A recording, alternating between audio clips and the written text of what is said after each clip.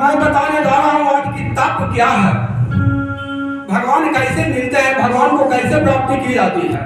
देखिए झुक रहा है, झुकिए नहीं, आपने जागिए, जागिए, अपने आप को प्रकट कीजिए, ऐसा प्रकट कीजिए अपने आप को और भगवान के प्रति निष्ठा जगाइए और ऐसा तप कीजिए, ऐसा शरीर को धिपाइए, धिपाइए।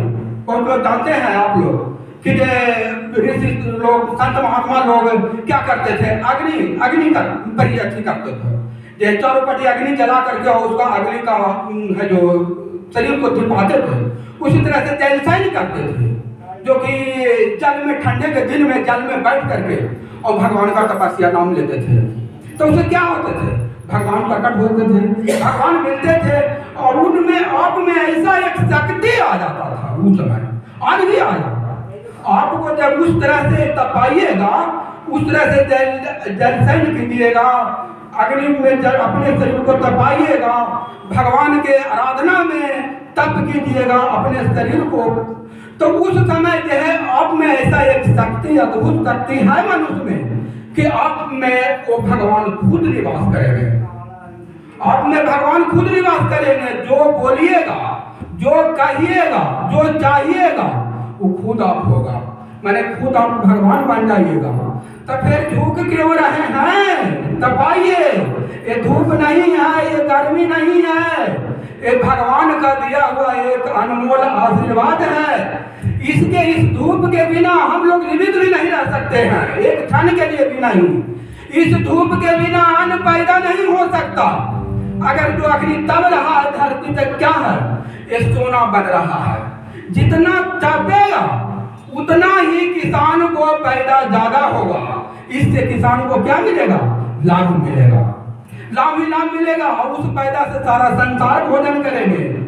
तो फिर बात वही है कि तप, तपाइए, जितना अग्नि में अपने शरीर को तपाइए, जितना धूप में अपने शरीर को तपाइए, जितना जागिए, सोइए नहीं, सिर्फ रात को सोइए, दिन के मत सोइए, दिन को जागिए और भगवान में भक्ति में लीन रहिए, अपने शरीर को तपाइए।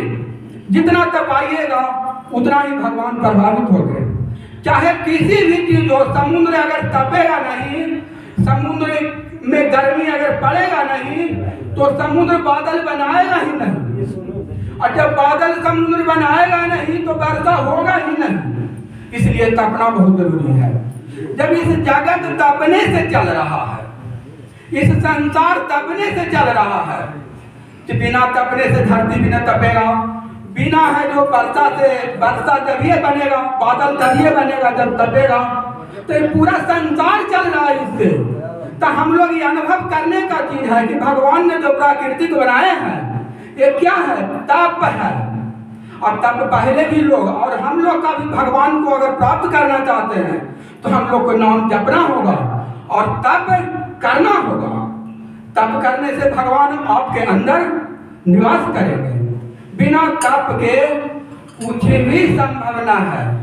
हर एक जगह कठोर परिश्रम और तप है। तो चलो आप लोग के जागृत कर रहे हैं, कोई झुक रहा, कोई टहल रहा है, देखिए इधर झुक रहा, सब जागिए, अपने आप को एक्टिव शरीर को कीजिए, रखिए। इस जीवन फिर दोबारा नहीं मिलेगा। ये जीवन जो है बहुत अनमोल है, ये जीवन दोबारा नहीं मिलेगा। इसको जब इस जीवन में आए हैं तो कुछ कीजिए, कुछ करके जाइए। अगर वो करके भी नहीं जानते तो कम से कम भगवान का नाम लेकर जाइए, आपका नाम भी अमर रहेगा, लोग अच्छे कहेंगे और आपको प्रणाम करेंगे, आपसे आशीर्वाद लेंगे। माता पार्वती जब तपस्या कर रहे थे भोलेनाथ को प्राप्त करने के लिए, उनसे विवाह करने के लिए, तो उस समय सप्त ऋषि लोग जो भगवान शंकर भेजे थे परीक्षा लेने के लिए, तब उस समय उनको मन को, पार्वती जी को भ्रम में को तोड़ रहे थे कि भाई आप इतना तप क्यों कर रहे हैं, इतना तप करने से क्या भगवान मिल जाते हैं। लेकिन ये तो बिल्कुल सत्य है, भगवान तो तप के ही द्वारा मिलते हैं, नहीं कैसे मिलेंगे, तप के द्वारा ही भगवान मिलते हैं। तब वही वो कहते हैं पार्वती जी कि तपवल रचौ परवंशो विधाता, तपवल रचै परवंशो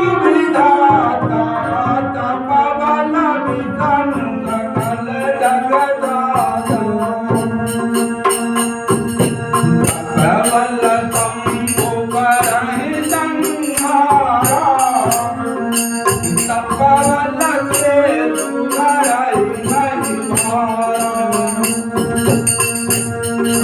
कहते हैं वहां पर कि तप के द्वारा ही भगवान ब्रह्मा, तप के द्वारा ही भगवान ब्रह्मा ने इस संसार को रचते हैं।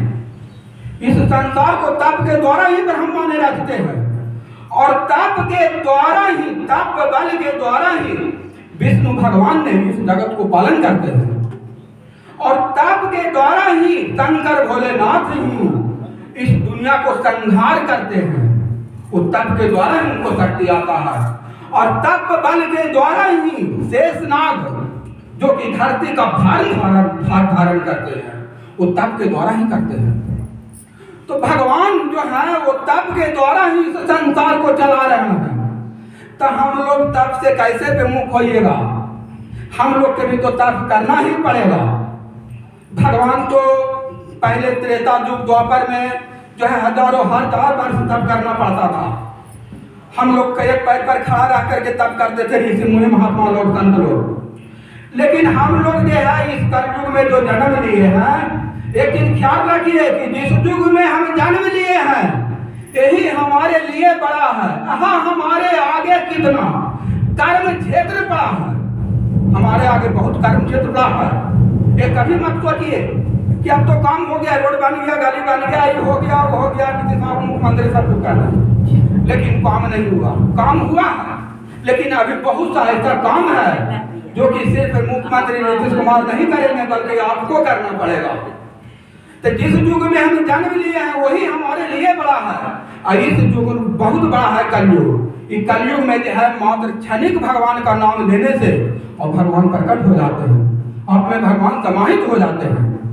इसलिए इस सत्संग में आइए, क्षणिक मात्र भगवान का नाम लीजिए, कुछ समय दीजिए और अपने शरीर को भगवान के भक्ति में दबाइए, तब देखिए भगवान की कृपा क्या होता है। बोलिए श्याम रामचंद्र भगवान की।